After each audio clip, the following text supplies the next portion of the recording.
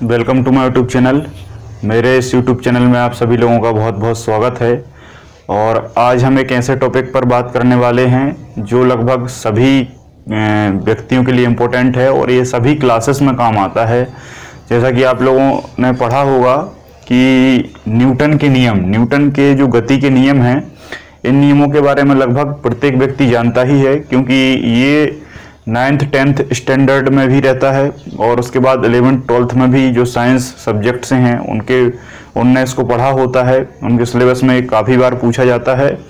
और उसके बाद जो बहुत सारे एग्ज़ामों की तैयारी करते हैं, जैसे कंपटीशन के लेवल पे हो गया या फिर IIT हो गया, है ना, किसी भी प्रकार का आप साइंस बैकग्राउंड से अगर आप पढ़ाई करें तो कहीं ना कहीं आपको न्यूटन के गति के नियम के बारे में सुनने को जरूर मिलता है। तो आज हम इस वीडियो में इस लेक्चर में न्यूटन के सभी नियमों को बहुत ही गहराई से बेसिक कॉन्सेप्ट से लेकर एडवांस तक डिस्कशन करने वाले हैं।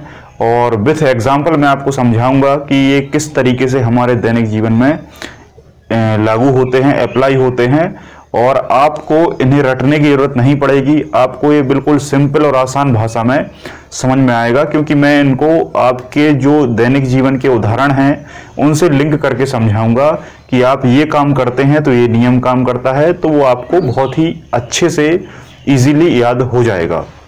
तो इस वीडियो को आप पूरा देखिए और आपको दोबारा फिर इनको पढ़ने की जरूरत कभी भी नहीं पड़ेगी, है ना। तो सबसे पहले मैं आपको बता दूं कि हमारा जो टॉपिक है वो है न्यूटन के गति विषयक नियम। तो जैसा कि मैं आप लोगों को बताता हूं कि जो मेरा टॉपिक रहता है, तो सबसे पहला मेरा जो कॉन्सेप्ट है वो ये रहता है कि मैं आपको टॉपिक को समझाऊं और टॉपिक में जो टर्मिनोलॉजी है उसको मैं समझाऊं, ताकि आगे आपको टॉपिक समझने में कोई दिक्कत ना हो। तो सबसे पहला शब्द आता है न्यूटन। तो जैसा कि आप जानते हैं, न्यूटन एक साइंटिस्ट थे, एक बहुत महान वैज्ञानिक थे, जिनका पूरा नाम सर आइजैक न्यूटन था, और जिन्होंने भौतिक विज्ञान के क्षेत्र में बहुत असीम कार्य किए, बहुत सारी उपलब्धियां हासिल की, बहुत सारे इन्होंने जो प्रिंसिपल्स हैं, सिद्धांत हैं, उनको प्रतिपादित किया, है ना। जिसमें मैं आपको कुछ सिद्धांत बताता हूं, जैसे बल के नियम की परिभाषा इन्होंने सही से डिफाइन की। उसके बाद गति के तीनों नियम दिए। प्रथम नियम जड़त्व का नियम, द्वितीय नियम संवेग संरक्षण नियम, तृतीय नियम क्रिया प्रतिक्रिया नियम, ये नियम दिए। इसके अलावा इन्होंने प्रकाश का कणिका सिद्धांत दिया, प्रकाश का वर्ण क्रम समझाया कि प्रकाश कितने रंगों का होता है ना, 7 रंगों का जो वर्ण क्रम है, पिगमेंट सिस्टम है, उसको इन्होंने समझाया। परावर्तित दूरदर्शी का आविष्कार कराया, है ना, रिफ्लेक्टिव टेलीस्कोप का आविष्कार इन्होंने किया। इसके अलावा इन्होंने कैलकुलस थ्योरम का आविष्कार किया। तो ऐसे बहुत सारे कार्य हैं। और एक सबसे बड़ी चीज, गुरुत्वाकर्षण का सिद्धांत, सार्वत्रिक गुरुत्वाकर्षण का सिद्धांत, यूनिवर्सल ग्रेविटेशनल फोर्स को इन्होंने समझाया कि किस तरीके से गुरुत्वाकर्षण पृथ्वी में है और अन्य पिंडों पर भी ये मौजूद होता है। तो इन्होंने इस तरीके से बहुत सारी चीजों की खोज की। इन्होंने 2 बुक्स लिखी, जो बुक्स एग्जाम में कभी कभी पूछ ली जाती हैं। एक बुक का नाम है ऑप्टिक्स और एक बुक का नाम है प्रिंसिपिया, है ना। प्रिंसिपिया कहीं कहीं लिखा रहता है मैथमेटिसिया ऑफ प्रिंसिपिया। तो ये 2 बुक इन्होंने लिखी, ठीक है। तो ये बेसिक जानकारी थी न्यूटन की। तो हमारा टॉपिक आज का है गति के नियम। तो अब आपको एक दूसरी टर्म देखने को मिल रही है, गति, है ना। नियम तो आप जानते ही हैं, लॉ, प्रिंसिपल, है ना, प्रिंसिपल। गति को इंग्लिश में कहा जाता है मोशन। तो यहां पर हमको गति को ही बहुत अच्छे से समझना है। अगर आपने गति को गहराई से समझ लिया, गति के आप कॉन्सेप्ट को समझ गए और आपने गति में प्रकार देख लिए कि किस तरीके से हमारी किस गति को किस तरीके से परिभाषित किया जाता है। दैनिक जीवन में आप जो कार्य करते हैं, निश्चित तौर पर आप स्थिर अवस्था में कार्य नहीं करते। आप स्थिर अवस्था में कार्य नहीं करते। आप जब कार्य करते हैं, जैसे मान लो आप खाना बना रहे हैं, क्रिकेट खेल रहे हैं, पढ़ रहे हैं, चल रहे हैं, दौड़ रहे हैं, कुछ भी आप करते हैं, तो आपका जो शरीर है वो स्थूल नहीं रहता। आपका शरीर हमेशा कैसा रहता है? गतिमान रहता है। आपके शरीर में गति रहती है। अभी मैं पढ़ा रहा हूँ, आप पढ़ रहे हैं, तो कहीं ना कहीं आप में और मुझ में भी गति है। तो बस इसी गति को, इसी स्पीड को हमको एनालिसिस करना है। किसके आधार पर? नियमों के आधार पर, सिद्धांतों के आधार पर। तो वही न्यूटन के नियम कहलाते हैं, है ना। तो बेसिकली आपको यहाँ पर समझ में आया होगा कि हमें अध्ययन क्या करना है ना, गति के बारे में अध्ययन करना है। अब जब गति है तो स्थिर अवस्था भी होगी, गति है तो स्थिर अवस्था भी होगी। तो जैसा कि हम शुरुआत करते हैं प्रथम नियम से, न्यूटन का प्रथम नियम या फर्स्ट लॉ ऑफ मोशन, गति का प्रथम नियम भी इसी को कहा जाता है ना। गति का प्रथम नियम, देखो गति का प्रथम नियम लिखा सकता है, न्यूटन का प्रथम नियम लिखा सकता है, और इसी को जड़त्व का नियम भी कहा जाता है।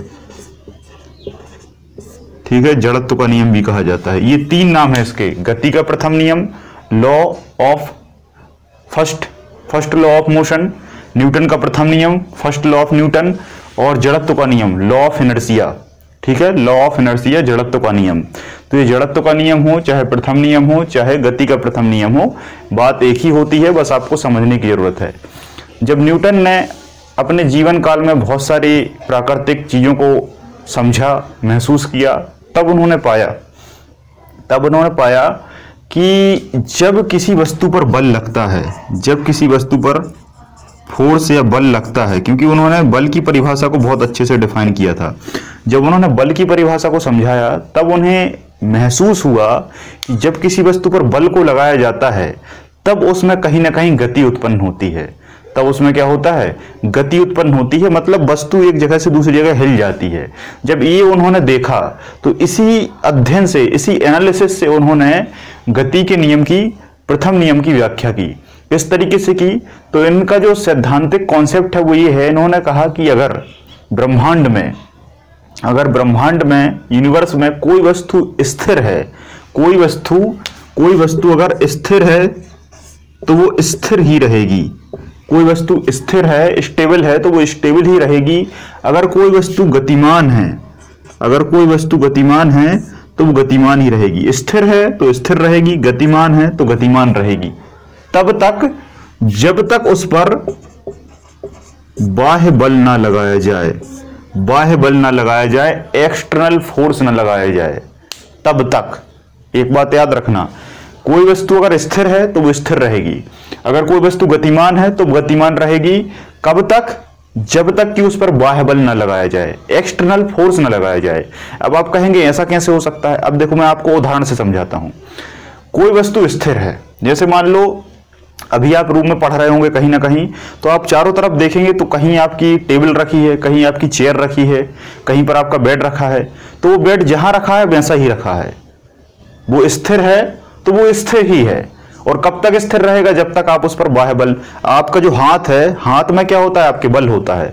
आपके हाथ में क्या होता है? बल होता है। जैसे मान लो ये बोर्ड है, अभी ये बोर्ड रखा है, अभी इस बोर्ड को मैं पकड़ के इस तरीके से निकालूं, है ना, तो जो मैं बाह्य बल लगा रहा हूं, उस बाह्य बल से स्थिर वाली स्थिति क्या हो रही है? गतिमान हो रही है। तो कहने का अर्थ यह है कि अगर कोई वस्तु स्थिर रखी है तो वो स्थिर ही रखी रहेगी। कब तक? जब तक उस पर बाह्य बल ना लगे। यानी मैंने हाथ से यहां पर बाह्य बल लगाया, ये स्थिर वस्तु क्या हो जाएगी? गतिमान हो जाएगी। मतलब ये है कि प्रकृति में कोई वस्तु स्वयं रूप से रखी है तो वो रखी रहेगी। अगर आपको उसको हिलाना है, उसको गति में लाना है, तो बाह्य बल लगाना पड़ेगा। ठीक है। अब दूसरा, अगर कोई वस्तु गतिमान है, जैसे आपने उस पर कुछ नहीं किया, अगर कोई वस्तु ऑटोमेटिकली ही ब्रह्मांड में, ब्रह्मांड का मतलब होता है पूरा यूनिवर्स, उसमें पृथ्वी भी आ जाता है, दूसरे ग्रह भी आ जाते हैं, सब कुछ आ जाता है। मतलब कहने का अर्थ है कि अगर पृथ्वी पर वो क्रिया हो रही है तो वो सभी जगह हो सकती है ना, इसका मतलब ये है। तो अगर ब्रह्मांड में कोई वस्तु गतिमान है तो वो गतिमान रहेगी, वो स्थिर नहीं हो सकती। कब तक? बाह्य बल लगाया जाए। देखो, इनका कहने का मोटिव ये है कि अगर कोई वस्तु गतिमान है तो वो गतिमान ही रहेगी, ऐसा नहीं है। कब तक गतिमान रहेगी? जब तक बाह्य बल ना लगे। क्लियर है? गतिमान है तो वो गतिमान रहेगी तब तक जब तक बाह्य बल ना लगे। बाह्य बल लगा जाएगा, बाह्य बल लग जाएगा, उसे आप रोक सकते हैं। अब आप कहेंगे सर ये तो हमें समझ में नहीं आया। तो देखो समझाने की मैं कोशिश करता हूं। जैसे मान लो आपकी पृथ्वी है, आपकी पृथ्वी आपको पता है कि आपकी धुरी पर लगातार घूम रही है। आपकी पृथ्वी पर जो दिन और रात होते हैं, आपकी पृथ्वी पर जो दिन और रात होते हैं वो सूर्य के प्रकाश से होते हैं। सूर्य का प्रकाश आपकी पृथ्वी पर पड़ता है इस तरफ, तो 12 घंटे का दिन हो गया, इस तरफ 12 घंटे की रात हो गई। आपने सुना होगा कि भारत में अगर दिन है तो अमेरिका में क्या हो जाती है? रात हो जाती है, क्योंकि अमेरिका और भारत जस्ट अपोजिट है पृथ्वी पर, है ना। तो अमेरिका अगर इस तरफ है, यूएसए इस तरफ है, तो यहाँ दिन हो जाएगा, 12 घंटे का दिन रहेगा। यहाँ इंडिया है तो इंडिया में 12 घंटे की रात हो जाएगी।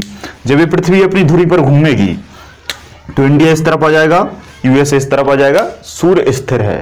तो ये पृथ्वी लगातार घूम रही है, करोड़ों वर्ष से लगातार घूम रही है। और इसी तरीके से सभी प्लैनेट या ग्रह घूमते हैं, चाहे बुध की बात करें, चाहे शुक्र की बात करें, चाहे मंगल, पृथ्वी, बृहस्पति, शनि, यूरेनस, नेपच्यून, आप किसी भी ग्रह की बात करें, वो ग्रह क्या होते हैं? गतिशील होते हैं। कैसे हैं? गतिमान है।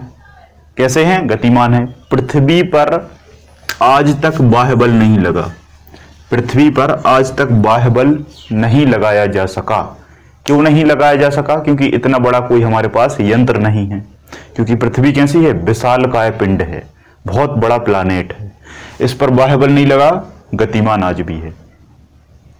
बात समझ में आई? कोई वस्तु गतिमान है तो गतिमान ही है। पृथ्वी गतिमान थी, आज भी गतिमान है, क्योंकि उस पर बाह्य बल नहीं लगा। आपका डिस्टर यहां पर रखा है, स्थिर है, उस पर मैंने बाह्य बल लगा दिया, डिस्टर क्या हो गया? गतिशील हो गया। तो आई होप यहां तक आपको समझ में आ गया होगा। ठीक, तो आपको कभी भी पूछा जाए तो आपको क्या परिभाषा लिखनी है मेंस में? अगर आप मेंस में 3 नंबर में आ सकता है मेंस में, या तो देखो सुनो, ऑब्जेक्टिव तो आप बड़ी आसानी से टिक कर सकते हैं, इसमें कोई दिक्कत नहीं है। एग्जाम्पल आएंगे, अभी मैं एग्जाम्पल बता दूंगा। अगर ये मेंस में आपसे पूछा जाएगा, तो अगर आपसे 3 नंबर में पूछा जाए और गति विषयक नियम पूछे जाए, तो आपको तीनों नियम लिखना है, बस एक एक लाइन में, बस एक एक लाइन में। और अगर आपसे एक नियम पूछे, प्रथम नियम को समझाइए, तो प्रथम नियम में पहले लिखेंगे आप नंबर 1 कि यह नियम न्यूटन द्वारा दिया गया। दूसरा पॉइंट रहेगा आपका परिभाषा, कोई वस्तु स्थिर है तो स्थिर रहेगी, कोई वस्तु गतिमान है तो गतिमान रहेगी, जब तक बाह्य बल न लगा जाए। और तीसरा पॉइंट आप लिख देंगे कोई भी उदाहरण, कोई भी उदाहरण। उदाहरण कैसे? जैसे चलती हुई बस में आपका निचला भाग, आपके शरीर का जो निचला भाग है वो स्थिर रहता है, और आपके शरीर का ऊपर वाला जो भाग है वो हिलने डुलने लगता है। वो क्या होता है? हिलने डुलने लगता है। और ये किस नियम पर काम करता है? जड़त्व के नियम पर काम करता है। क्लियर है? तो ये उदाहरण हो जाएगा। ये उदाहरण कई बार आया है एग्जाम्पल। क्वेश्चन किस तरीके से आता है? क्वेश्चन इस तरीके से आता है कि बस में बैठे यात्री, जो बस में बैठे यात्री है, उसका जो ऊपरी हिस्सा है, वह गतिशील होता है, वह गतिशील होता है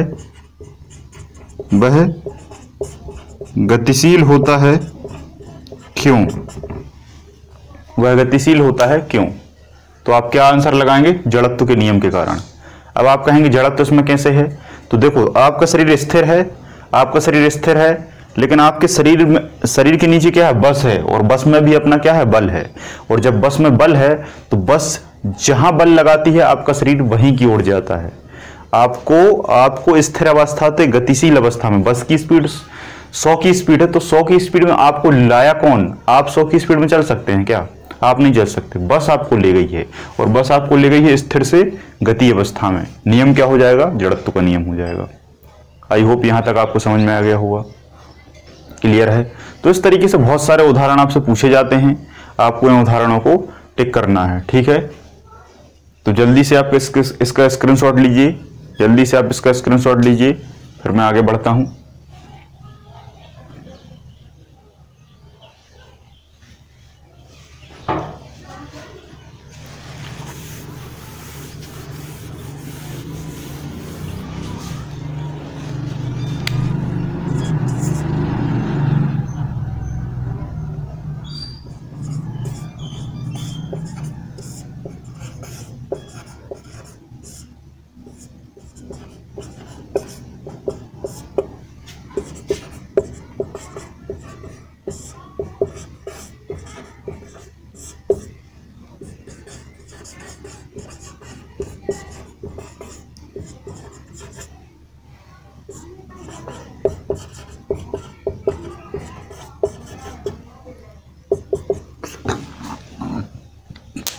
पहला नियम आपको बहुत अच्छे से समझ में आ चुका है। अब हम दूसरे नियम पर बात करते हैं।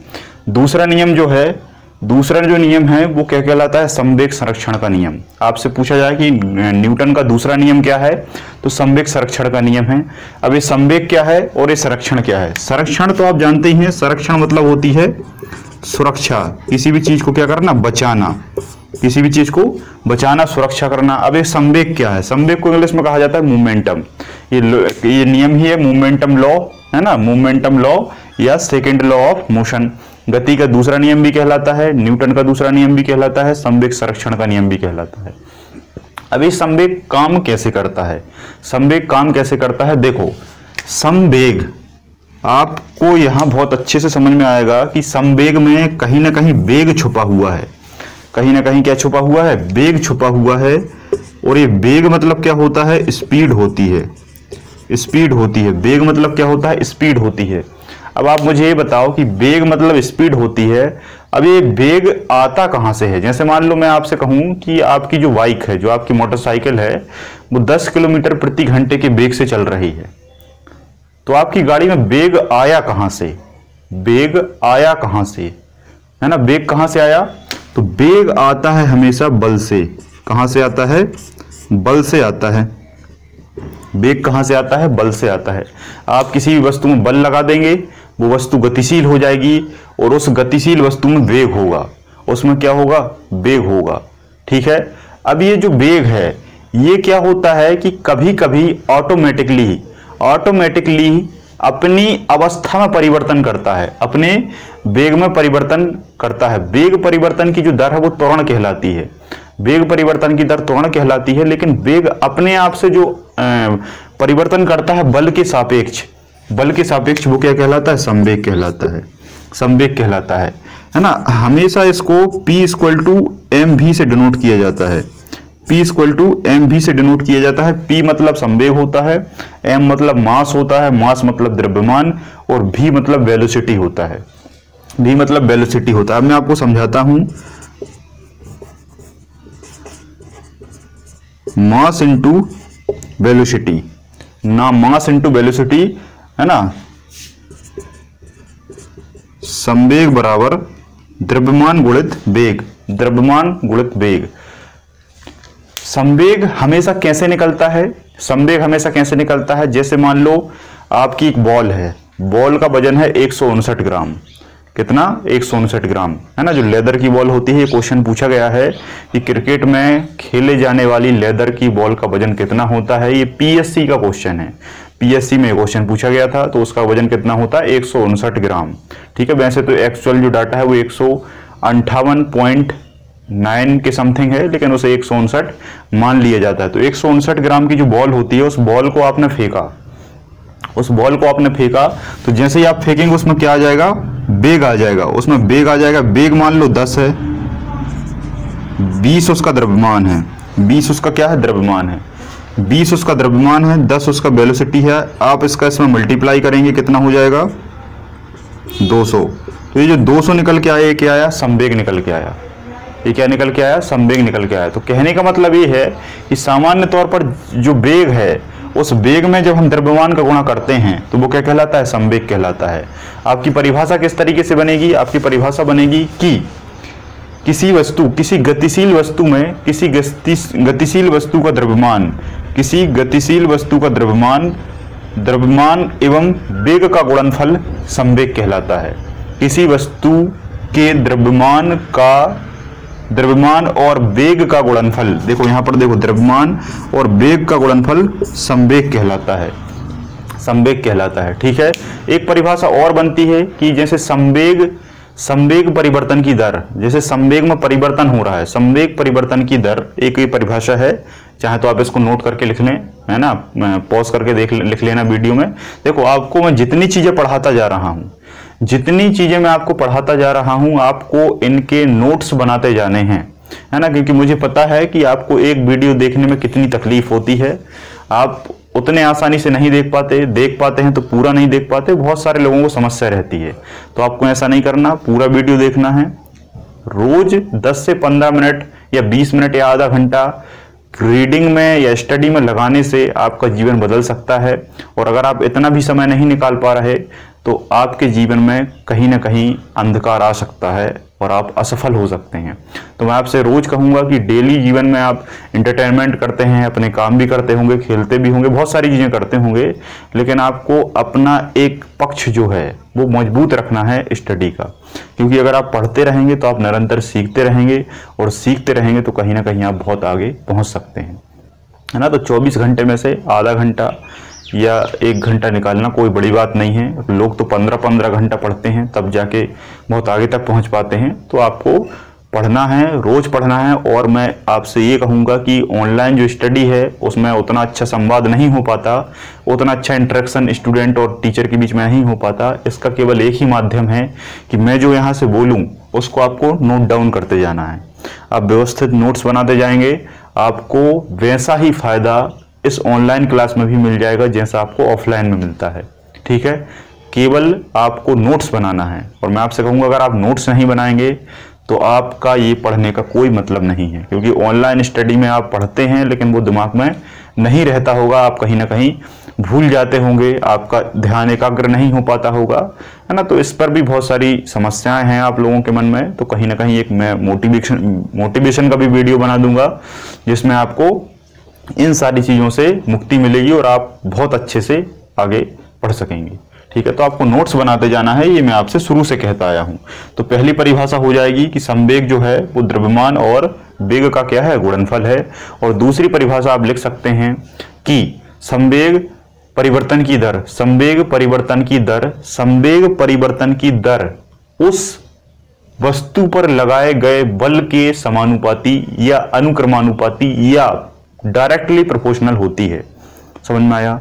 मतलब क्या है कि जब जो बल है, बल इक्वल टू संवेग परिवर्तन, संवेग परिवर्तन, जब संवेग बदलेगा, जब संवेग बदलेगा तो बल भी बदलेगा, बल बदलेगा तो संवेग भी बदलेगा, बल बढ़ेगा तो संवेग भी बढ़ेगा, है ना। सीधी सी बात है, अगर किसी वस्तु पर आप ज्यादा बल लगाएंगे तो संवेग ज्यादा होगा, किसी वस्तु पर आप कम बल लगाएंगे तो कम संवेग होगा। समझ में आ रहा है? जैसे मान लो आपने बॉल है, बॉल आपने धीरे से फेंकी तो बॉल कम दूर तक जाएगी, संवेग कम होगा। बॉल को आपने बहुत तेज फेंकी, बॉल तेज जाएगी, संवेग ज्यादा होगा। तो बल के क्या होता है, समानुपाती होता है। यहां पर हमने देखा कि ये बल पर ही डिपेंड करता है। पहला नियम भी बल पर ही निर्भर करता था। यहां पर वस्तु रखी हुई थी, यहां पर हम वस्तु की गति अवस्था की बात कर रहे हैं, यहां पर हम वस्तु की गतिशील अवस्था की बात कर रहे हैं। और उस गतिशील अवस्था में एक बीच में हमने एक चीज ढूंढ ली, स्पीड। स्पीड मतलब वेग, वेग और बल के बीच में जो हमने एक चीज ढूंढी, किसके आधार पर, द्रव्यमान और वेग के गुणनफल के आधार पर, वो संवेग कहलाया, संवेग कहलाया। तो इन्होंने बताया कि संवेग संरक्षण होता है, संवेग सुरक्षित होता है प्रत्येक वस्तु का। संवेग क्या होता है, सुरक्षित होता है ना। बस इसके आपको कुछ एग्जाम्पल से याद रखने हैं, वो एग्जाम्पल मैं यहाँ पर आपको बता देता हूँ, उदाहरण आपको याद रखने हैं। उदाहरण देखो 3 नंबर में, अगर ये मेंस में आपसे पूछा जाए, मेंस में आपसे पूछा जाए तो आपको बस 3 फैक्ट लिखने हैं। पहला फैक्ट आप क्या लिखेंगे, न्यूटन द्वारा यह नियम दिया गया। दूसरा पॉइंट लिखेंगे आप परिभाषा, ठीक है। और तीसरे पॉइंट में आप लिख देंगे फॉर्मूला, तीसरे पॉइंट में आप फॉर्मूला लिख देंगे, है ना। या फॉर्मूला ना लिखें तो बेहतर होगा कि आप क्या लिख दें, एग्जाम्पल लिख दें, एग्जाम्पल लिख दें, है ना। तो आपके ये मेंस में कवर हो जाएगा। और दूसरा वनडे एग्जाम में जितने भी आपके कॉम्पिटिटिव एग्जाम के जो ऑब्जेक्टिव क्वेश्चंस हैं उनमें क्या होता है, जर्नली एग्जाम्पल दे दिए जाते हैं, एग्जाम्पल दे दिए जाते हैं और आपसे पूछा जाता है कि यह न्यूटन का कौन सा नियम है, प्रथम नियम है, द्वितीय नियम है, तृतीय नियम है। आपसे पूछ लेगा कि बस में बैठा यात्री आगे की ओर झुकता है, क्यों? बस से उतरने पर चालक या कंडक्टर यात्री से आगे की ओर कूदने को कहता है, क्यों? बाइक पर चलते हुए जब आप ब्रेक लगाते हैं तो आपका शरीर आगे की ओर झुकता है, क्यों? जब बाइक की आप स्पीड बढ़ाते हैं तो आपका शरीर पीछे की ओर जाता है, क्यों? ठीक है। तो ये से बहुत सारे क्या होते हैं, क्वेश्चन आपसे पूछे जाते हैं, है ना। और एग्जाम्पल भी पूछे जाते हैं। ये अब ऐसा एग्जाम्पल एक और आएगा कि विकेट कीपर आप जानते ही हैं, है ना। महेंद्र सिंह धोनी हमारे इंडियन टीम के बहुत अच्छे विकेट कीपर रहे हैं। तो कई बार क्वेश्चन ये एग्जाम्पल में पूछा गया है कि विकेट कीपर जब बॉल को पकड़ता है तब वह अपने हाथों को पीछे की ओर क्यों ले जाता है, तो आप क्या लगाएंगे, संवेग संरक्षण नियम के आधार पर, संवेग को सुरक्षित करने के लिए, ताकि उसका संवेग कैसा हो जाए, कम हो जाए, है ना। जिस स्पीड से बॉल आ रही है उस स्पीड से जब वो पकड़ेगा और उसको स्पीड को थोड़ा सा इस तरीके से एब्जॉर्ब कर लेगा तो वो संवेग को हाथों में क्या कर लेगा, सुरक्षित कर लेगा और उसे आघात नहीं लगेगा। अगर वो हाथ इस तरीके से स्ट्रेट करे रहेगा तो बॉल उसके हाथों में लग जाएगी और कहीं ना कहीं बुरा प्रभाव पड़ सकता है। ठीक है, तो विकेट कीपर बॉल को कैच करता है किस आधार पर, संवेग संरक्षण के आधार पर। विकेट कीपर का बॉल को पकड़ना, ठीक है, पहला एग्जाम्पल। एक एग्जाम्पल और लिख सकते हैं आप,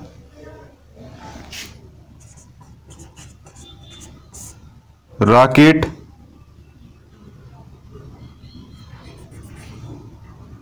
इसी सिद्धांत पर काम करता है, इसी सिद्धांत पर कार्य करता है। ठीक है, रॉकेट इसी सिद्धांत पर कार्य करता है। इस क्वेश्चन में आपको बहुत डाउट होगा, तो मैं आपको बता दूं कि जो रॉकेट है ना, रॉकेट जब लॉन्च होता है तो वो गति के तीनों नियमों को फॉलो करता है। जनरली जो प्रथम नियम है ये बहुत रेयरेस्ट लागू होता है, बहुत अल्प लागू होता है, इसलिए इसका कोई व्याख्यान नहीं होता। लेकिन दूसरा और तीसरा नियम बहुत सारी बुकों में लिखा हुआ है, जिससे स्टूडेंट कंफ्यूज हो जाते हैं। तो आपको याद रखना है कि रॉकेट पर दूसरा नियम भी लागू होता है और तीसरा नियम भी लागू होता है, लेकिन जिसमें सबसे ज्यादा जो है वो गति का दूसरा नियम लागू होता है। एग्जाम में कभी भी ऐसा नहीं आएगा कि दोनों दिए रहें, और दोनों दिए रहें तो आपको दूसरा लगाना है। क्या लगाना है, दूसरा लगाना है, क्योंकि दोनों नियम उस पर लागू होते हैं, है ना। दूसरा भी लागू होता है, तीसरा भी लागू होता है। तीसरा कैसे होता है अभी मैं आपको बताऊंगा।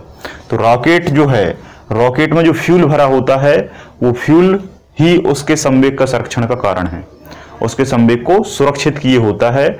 और जब वो फ्यूल पीछे निकलता है तो रॉकेट आगे बढ़ता जाता है और इसी सिद्धांत पर कार्य करता है ना। क्योंकि रॉकेट में क्या है, रॉकेट में बल लगता है और बल लगने से क्या आ जाता है, संवेग आ जाता है। उसमें द्रव्यमान भी होता है और वेग भी होता है। उस द्रव्यमान और वेग के गुणनफल को हम क्या कहते हैं, संवेग कहते हैं। ठीक है, तो संवेग संरक्षण के सिद्धांत पर ही रॉकेट कार्य करता है। तो आपसे पूछेगा रॉकेट किस सिद्धांत पर काम करता है, तो गति के दूसरे नियम, संवेग संरक्षण के नियम। आपसे पूछा जाएगा विकेट कीपर बॉल को पकड़ता है या कैचर कैच करता है, तो किस नियम पर, संवेग संरक्षण नियम पर। तो आई होप यहां तक आपको समझ में आ गया होगा। ठीक है, अब इसको हम थोड़ा सा डेरिवेटेड कर लेते हैं, है ना। पहले वाले में क्या है, पहले वाले में ज्यादा कुछ वैसा है नहीं है जिससे हम उसको क्या कर सकें, डिफाइन कर सकें, लेकिन फिर भी मैं इसको आपको डिफाइन करके बता सकता हूं। जैसे एक पिंड है, एक पॉइंट है और दूसरा पिंड है, एक पार्टिकल है, दूसरा पार्टिकल है। इस पार्टिकल का द्रव्यमान m है, इसका भी m है। इसे m1 मान सकते हो, m2 भी मान सकते हो, वैसे यहां जरूरत नहीं है। इस पर प्रारंभिक वेग u लग रहा है, इस पे अंतिम वेग v लग रहा है। मान लो ये गेंद है, गेंद मान लो बॉल है ना, बॉल मान लो, ताकि आपको अच्छे से याद हो जाएगा। बॉल है, आप क्रिकेट खेल रहे हैं, आप क्या कर रहे हैं, क्रिकेट खेल रहे हैं, क्रिकेट खेल रहे हैं ना। तो आपने यहां से क्या लगाया, संवेग लगाया, है ना। वैसे तो आप बल लगाएंगे, लेकिन अभी मैं बल को आपको बता दूंगा। देखो, जैसे मान लो आपने यहां से बॉल फेंकी, बॉल आपने यहां पर फेंकी, आप यहां पर क्या है, खड़े हैं। आपने इस बॉल पर क्या लगाया, बल लगाया। आपने इस बॉल पर क्या लगाया, बल लगाया। ठीक है, बल लगाया, ठीक है। और बल प्रोपोर्शनल होगा किसके, संवेग के। अभी मैंने ये बताया, बल डायरेक्टली प्रोपोर्शनल टू संवेग, है ना। जब प्रोपोर्शनल है तो संवेग, तो यहां पर क्या हो गया, संवेग हो गया। ठीक, संवेग हो गया। लेकिन यहां जो संवेग था P1, वो संवेग यहां भी होगा क्या, यहां भी होगा क्या, बिल्कुल होगा। यहां का जो संवेग है वो P1 है, और बॉल जब आपके हाथ से छूटकर यहां तक पहुंची विकेट कीपर तक, तो विकेट कीपर तक जब पहुंची तो इसका संवेग कुछ और हो गया, इसका संवेग कुछ और हो गया। तो इसको हमने P1 दे दिया, इसको हमने P2 दे दिया। क्लियर है। बॉल आपने जब फेंकी तो बॉल जब आपके हाथ से निकलती है तब उसका संवेग कुछ और होता है, P1 दे दिया। जब बॉल अंतिम बिंदु तक पहुंच जाती है, लास्ट पॉइंट तक पहुंच जाती है, तब उसका संवेग कुछ और होता है, P1 P2।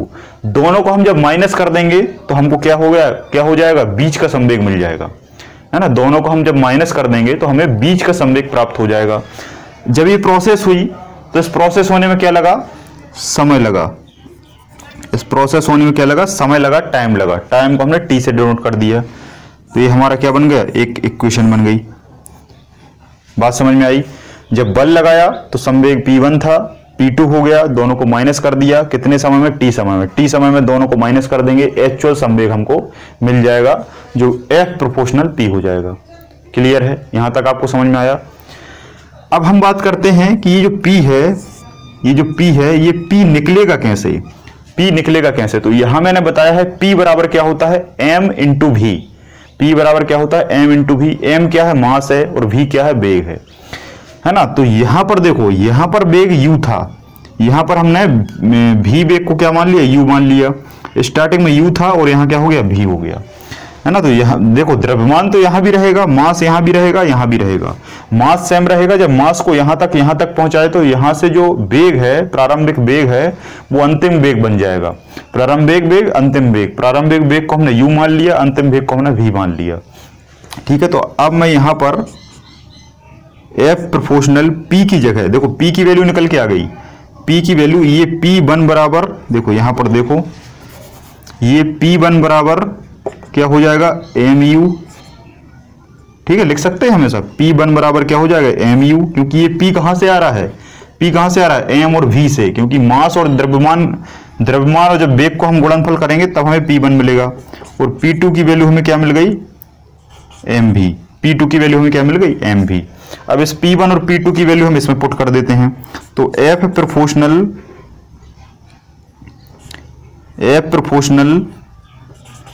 mu minus mv upon t। Clear है। इसी को थोड़ा सा और आगे बढ़ाते हैं, तो m को यहां से हमने कॉमन ले लिया, u minus v upon T, u minus v upon T. m को हमने क्या ले लिया, कॉमन ले लिया। अब आपको यहां पर कुछ दिख रहा होगा, आपको ये वाला फॉर्मूला दिख रहा होगा, ये वाला जो फॉर्मूला है ये, ठीक है। तो u v upon T, u v upon T, u v upon T क्या होता है, जल्दी से बताइए। आपने अगर जरा सी भी फिजिक्स पढ़ी है तो आप इसके बारे में बहुत अच्छे से बता देंगे कि u v अपॉन टी बराबर क्या होता है, a होता है। क्या होता है, a होता है। a का मतलब क्या है, एस्केलरेशन। a का मतलब क्या है, एस्केलरेशन मतलब त्वरण। क्या होता है, त्वरण होता है। जब वेग में परिवर्तन होगा तो वेग परिवर्तन की दर ही क्या होगी, त्वरण होगी। यहां पर वेग क्या था, u था, यहां पर वेग क्या हो गया, v हो गया। जब आपने बॉलिंग की तो बॉल जब आपने की तो बॉल जब आपके हाथ से छूटी तब उसका वेग कुछ और था। जब बॉल पिच पे गिरी तब उसका वेग कुछ और था। जब विकेट कीपर के हाथ में पहुंची तब वेग कुछ और था। तो वेग जब बदलेगा तो वेग को हम परिवर्तन कहेंगे, और वेग परिवर्तन को ही त्वरण कहते हैं, और त्वरण को इंग्लिश में एस्केलरेशन कहते हैं, और एस्केलरेशन को ए से डिनोट किया जाता है। तो प्रारंभिक वेग, अंतिम वेग, कितने में, समय में, है ना। जब ये घटना होगी तो समय लगेगा।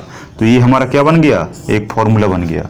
और इसी ए को हम उठाकर यहां रख देते हैं इसके स्थान पर। तो F प्रोपोर्शनल M इंटू ए। क्लियर है, F proportional M into a formula बन गया आपका, बन गया। अब इसी को आप आगे और बढ़ा सकते हैं, F इक्वल टू के एम ए कर सकते हैं, है ना। K जहां पर कांस्टेंट है, K जहां पर क्या है, कांस्टेंट है। ठीक है, तो ये आपका सिद्ध हो चुका है, ये आपका प्रूफ हो चुका है। तो आई होप यहां तक आपको ये दूसरा नियम समझ में आ गया होगा। जल्दी से आप इसका स्क्रीनशॉट ले लीजिए और एक बार इसको आप अच्छे से समझकर नोट्स बना लेंगे, और कोई भी डाउट है तो आप कमेंट सेक्शन में लिखेंगे और मुझे बताएंगे। यहां तक आपको क्लियर है। ये इसका डेरिवेशन हो गया। चाहे तो आप कुछ एग्जाम्पल भी लिख सकते हैं, एग्जाम्पल मैंने आपको भी बता दिए थे। एग्जाम्पल आप क्या लिखेंगे, एग्जाम्पल आप लिख लेंगे रॉकेट का चलना, है ना, रॉकेट के बारे में लिख लेंगे, और विकेट कीपर के बारे में लिख लेंगे।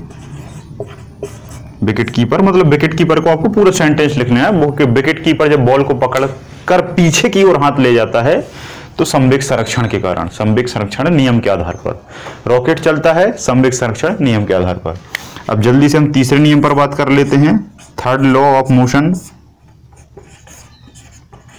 तृतीय नियम। तृतीय नियम को क्या कहा जाता है?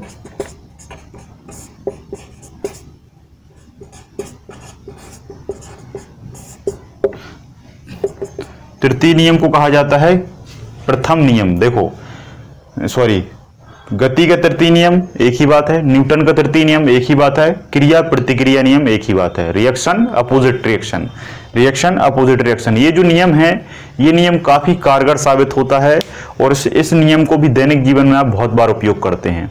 अभी काम कैसे करता है? नाम से ही स्पष्ट है, क्रिया।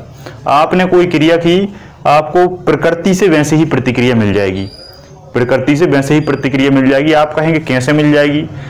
तो जैसे मान लो आप बैठे हैं, आप बैठे हैं, आपने बॉल फेंकी, आपने बॉल फेंकी और बॉल दीवार पर लगी, बॉल दीवार पर लगी और आपके हाथों में वापस आ गई, आपके हाथ पे वापस आ गई। जब हाथ में वापस आई तो उसी क्रिया की प्रतिक्रिया हुई, उसी क्रिया की क्या हुई? प्रतिक्रिया हुई। जितनी स्पीड से आपने बॉल फेंकी दीवार में लगकर वो आपके पास उतनी ही स्पीड से वापस आ गई। यहां तक बात क्लियर है? ठीक है। जब आप मोड़ पर बस को, जैसे मान लो बस जो है जब मोड़ पर चलती है तो बस जितनी मोड़ पर इस ओर झुकती है यात्री उतना ही इस ओर जाता है। बस को आपने देखा होगा, जैसे गाड़ी आप चलाते हैं बाइक तो मोड़ पर जब आप बाइक को चलाते हैं तो जिस ओर मोड़ होता है बाइक उसी ओर मुड़ती है, इस तरीके से तिरछी हो जाती है मोड़ पर, और जो यात्री बैठा हुआ है वो इस तरफ जाता है। तो क्रिया इस तरफ लग रही है, प्रतिक्रिया इस तरफ मिल रही है। बात समझ में आ रही है आपको, है ना? तो कोई भी जब क्रिया होगी, कोई भी जो क्रिया होगी आपके ब्रह्मांड में, तो उसकी क्या होगी? उसको आपको अपोजिट रिएक्शन प्राप्त होगी। जितना आप बल लगाएंगे उतना ही बल आपको मिलेगा। जैसे आपने देखा होगा, जैसे नाव में आपने देखा होगा कि नाव में जो चप्पू होता है चलाने वाला, नाव को चलाने वाला जो चप्पू होता है, जब उससे नाव को चलाया जाता है तो जितना बल उस पानी पे लगाया जाता है उतना ही बल वो पानी नाव पर लगाता है और नाव आगे की ओर बढ़ जाती है। और जब आप नाव से कूदते हैं तो जितना बल लगाकर आप नाव से कूदते हैं उतने ही बल से नाव पीछे की ओर चली जाती है, उतने ही बल से नाव पीछे की ओर चली जाती है। तो आपने क्रिया की और आपको क्या मिल गई? प्रतिक्रिया मिल गई। आपने बॉल फेंकी, क्रिया की, बॉल वापस आ गई, आपको प्रतिक्रिया मिल गई। ठीक है, तो बात समझ में आई? ये बहुत सिंपल है, जितना बल आप लगाएंगे उतना ही बल आपको वापस मिल जाएगा। आप जितना ही बल लगाएंगे उतना ही बल प्रकृति में आपको रिटर्न मिल जाएगा। ये प्रकृति का नियम है। ठीक है, तो इसमें ज़्यादा कुछ नहीं है, ये तो बहुत सिंपल है। जैसा कि आप नाम से ही देख रहे हैं, क्रिया प्रतिक्रिया। परिभाषा आप लिख देंगे कि किसी भी वस्तु पर जब बल लगाया जाता है तब वह वस्तु उसी बल के साथ विपरीत प्रतिक्रिया करती है, उसी बल के साथ विपरीत प्रतिक्रिया करती है। पहला पॉइंट। दूसरा पॉइंट यह नियम न्यूटन द्वारा दिया गया। तीसरा पॉइंट फॉर्मूला लिख देंगे या उदाहरण लिख देंगे। उदाहरण में क्या लिखेंगे? किसी भी बॉल को फेंकना और वह बॉल दीवार में टकराकर वापस उसी स्पीड से आना, चप्पू को चलाते हुए या नाव से कूदते समय नाव पीछे की ओर उतनी ही पीछे की ओर हट जाना। ठीक है, ऐसे कुछ बहुत सारे जो नियम हैं वो आपको क्या करने हैं? याद रखने हैं। ठीक है, तो जल्दी से इसका स्क्रीनशॉट लीजिए।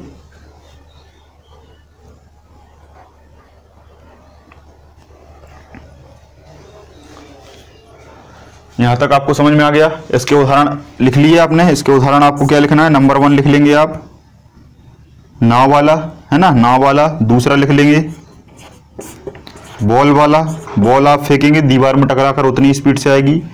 तीसरा आप लिख लेंगे बंदूक। ये कई बार पूछा गया, बंदूक, है ना। बंदूक का मतलब क्या है कि जब बंदूक को आप चलाते हैं, तो बंदूक में जो गोली है वो आगे की ओर बढ़ती है, वो गोली जो है वो आगे की ओर बढ़ती है, और बंदूक में जो झटका है वो पीछे की ओर लगता है। तो बंदूक में गोली की जो क्रिया है वो आगे की ओर हुई और जो प्रतिक्रिया है बंदूक पर वो पीछे की ओर हुई। तो गोली जो है वो आगे बढ़ती है क्रिया से और जो उस पर प्रतिक्रिया लगती है वो है प्रतिक्रिया। तो आपको हमेशा याद रखना है। देखो इसमें बहुत कंफ्यूजन है बंदूक में और रॉकेट में। बंदूक में और रॉकेट में, इन दोनों में बंदूक का पीछे की ओर हटना और रॉकेट का सिद्धांत, इन दोनों में दूसरा नियम और तीसरा नियम दोनों लागू होते हैं। बहुत सारी बुकों में अलग अलग दिया रहता है, किसी में दूसरा लिखा रहता है, किसी में तीसरा लिखा रहता है। तो मैं आपको यहां पर बहुत अच्छे से समझाता हूं। जब भी आपसे पूछे कि बंदूक में झटका पीछे की ओर लगता है क्यों, तृतीय नियम के आधार पर, इस नियम के आधार पर, तृतीय नियम के आधार पर पीछे की ओर झटका लग रहा है, मतलब गोली आगे की ओर जा रही है, आगे की ओर गोली, बंदूक पीछे की ओर, क्रिया प्रतिक्रिया, तीसरा नियम। लेकिन आपसे पूछा जाए कि बंदूक किस सिद्धांत पर काम करती है, किस सिद्धांत पर काम करती है, तो संवेग संरक्षण। इस सिद्धांत पर संवेग संरक्षण, क्योंकि जो गोली है उसमें मास है, जब गोली आगे की ओर बढ़ेगी तो उसमें वेग हो जाएगा, और मास और वेग के ही गुणनफल को हम संवेग कहते हैं। तो सिद्धांत पर कार्य करना अलग बात है, बंदूक का पीछे की ओर हटना अलग बात है। तो दोनों का बहुत केयरफुली लिख लेंगे। रॉकेट, आपसे पूछे रॉकेट किस सिद्धांत पर काम करता है, संवेग संरक्षण। क्लियर है, जो उसमें फ्यूल भरा है उसमें संवेग निहित है। लेकिन आपसे पूछे कि रॉकेट किस नियम के आधार पर आगे बढ़ता है, किस नियम के आधार पर आगे बढ़ता है या गति करता है, बहुत बारीकी से सुनना, एक शब्द में आंसर बदल जाता है। हमें लगता है कि हमने सही किया है और वहां पर क्वेश्चन गलत हो जाता है। आपसे पूछे रॉकेट किस सिद्धांत पर काम करता है, संवेग संरक्षण। रॉकेट किस नियम के आधार पर आगे बढ़ता है, क्रिया प्रतिक्रिया। कैसे, जो उसमें फ्यूल भरा है, ये आपका रॉकेट है मान लो,